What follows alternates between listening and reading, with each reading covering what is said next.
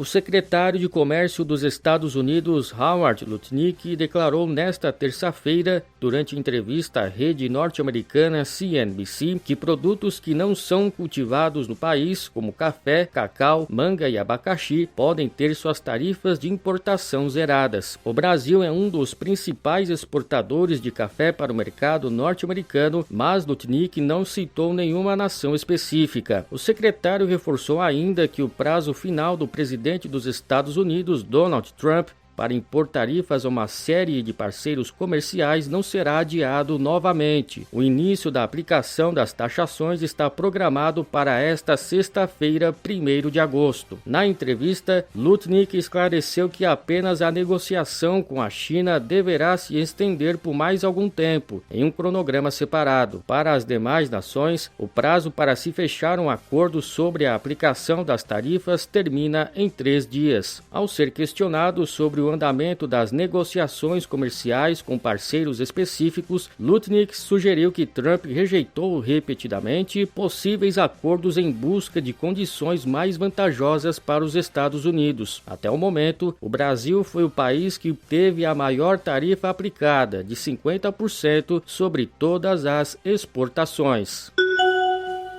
Os governadores dos estados mais impactados pelo tarifaço de 50% imposto pelos Estados Unidos anunciaram pacotes próprios para proteger empregos e exportações. Com o início marcado para 1º de agosto, a medida do governo Trump atinge em cheio setores como aço, pescados, frutas e produtos siderúrgicos. Uma reunião extraordinária entre o Fórum Nacional de Governadores e o vice-presidente Geraldo Alckmin chegou a ser anunciada para esta quarta-feira, mas foi cancelada. Ainda assim, o governador do Distrito Federal, Ibanez Rocha, reforça que a articulação nacional é fundamental diante do impacto econômico da medida americana. Existe quase que um consenso de que isoladamente nós governadores também não vamos conseguir negociar essas tarifas. Então existe realmente dentro do grupo uma unidade, um consenso sobre o tema para que a gente possa avançar nessa pauta que é, digo mais uma vez, importantíssima para todo o país. O governador do Ceará, Eumano de Freitas, esteve em Brasília nesta terça-feira para uma reunião com Alckmin. O estado nordestino é o mais afetado proporcionalmente, com mais da metade das exportações voltadas aos Estados Unidos. Eumano destacou a importância de manter o diálogo com o governo americano e preparar ações locais de apoio às empresas. Primeiro, no sentido de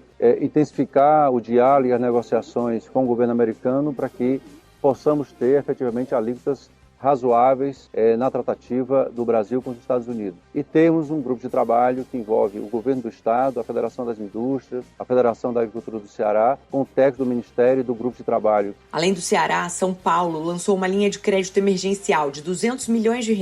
Goiás vai usar 3 fundos estaduais para apoiar a pecuária, a mineração e a pesca. Paraná e Rio Grande do Sul anunciaram pacotes de crédito de até R$400 milhões. No Rio de Janeiro, um grupo técnico foi criado para propor soluções. E no Espírito Santo, o foco é proteger pequenos produtores. Ainda esta semana, governadores devem formar uma comitiva para acompanhar o vice-presidente Alckmin em tratativas diplomáticas em Washington. Reportagem Lívia Brás.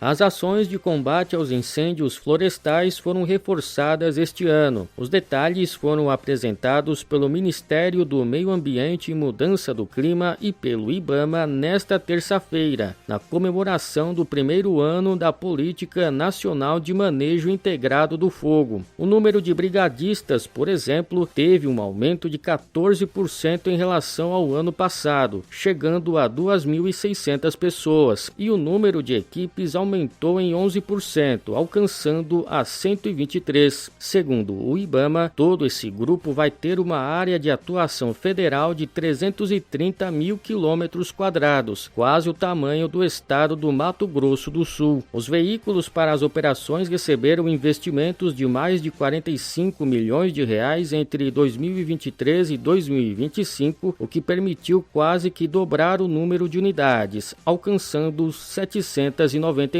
E R$145 milhões vão permitir que 11 aeronaves atuem no combate ao fogo de forma mais eficiente, com mais lançamento de água e mais brigadistas a bordo. A ministra do Meio Ambiente, Marina Silva, destacou a estratégia do governo federal para reduzir os números das queimadas e dos desmatamentos nos biomas, como o Pantanal. De acordo com o IBAMA, Os recursos do Instituto para o Combate aos Incêndios este ano chegam a 167 milhões de reais. O valor é cerca de 50 milhões menor que o do ano passado, mas quase 2 vezes maior do que o ano de 2023.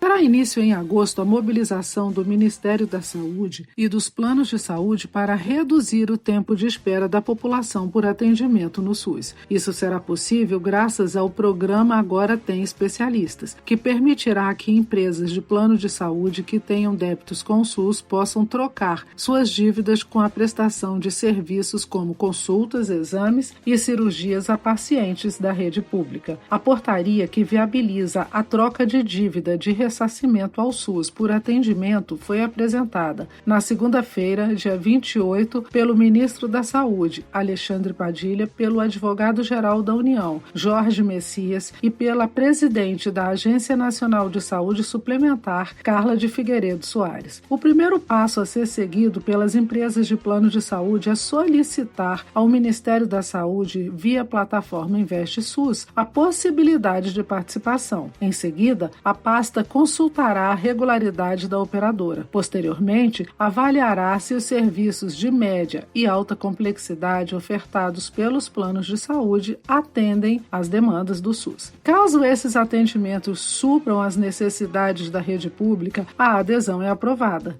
Os valores a serem convertidos em atendimento deverão ser negociados com a ANS ou com a Procuradoria-Geral Federal, nesse último caso, para dívidas ativas. A expectativa é que, neste primeiro momento, 750 milhões de reais em dívidas de ressarcimento ao SUS adquiridas pelas operadoras sejam convertidas em mais consultas, exames e cirurgias, com foco em áreas estratégicas e conforme a demanda apresentada pelos estados. As especialidades atendidas deverão ser ginecologia, cardiologia, oncologia, ortopedia, otorrinolaringologia e oftalmologia. Para o advogado-geral da União, Jorge Messias, essa iniciativa é o resultado de um trabalho técnico intenso com a colaboração da Advocacia Geral da União e do Ministério da Saúde, com o objetivo de oferecer à sociedade brasileira um programa eficiente capaz de enfrentar um desafio real e complexo,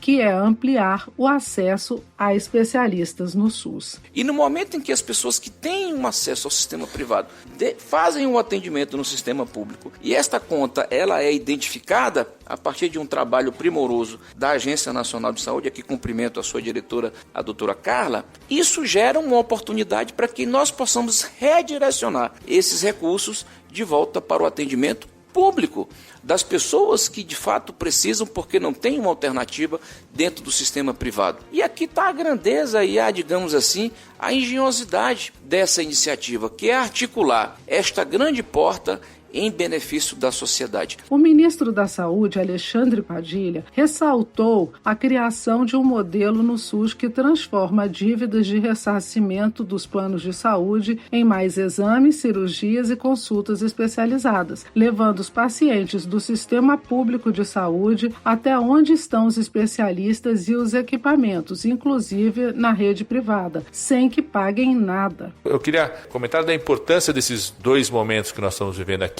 Primeiro, pela primeira vez na história do SUS, colocarmos em prática um mecanismo inovador onde as dívidas de ressarcimento, que pela lei tem que ser ressarcidos ao Fundo Nacional de Saúde, e a gente tem muita dificuldade de recuperar essas dívidas, muita dificuldade, elas voltarem para o Fundo Nacional de Saúde. E mesmo quando elas voltam, elas não significam mais atendimento, porque você tem outras regras de limitação da expansão dos investimentos, na área da saúde, do que você pode fazer. Você recupera essas dívidas como parte de receita, de pagamento, mas não significa necessariamente a expansão de recursos de média e alta complexidade para os estados e municípios. Nós estamos transformando essas dívidas em mais cirurgias, mais exames, mais consultas especializadas e menos tempo de espera para quem está aguardando isso.